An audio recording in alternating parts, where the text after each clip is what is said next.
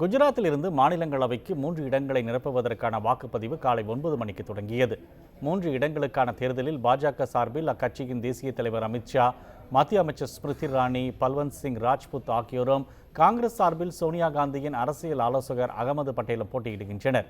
ஒரு வேட்பாளர் வெற்றி பெற 45 எம்எல்ஏக்கள் வாக்களிக்க வேண்டும் என்பதால் 121 எம்எல்ஏக்களை கொண்ட பாஜகவுக்கு அமித்ஷா மற்றும் ஸ்மிருதி இரானியின் வெற்றி உறுதியாகிவிட்டது.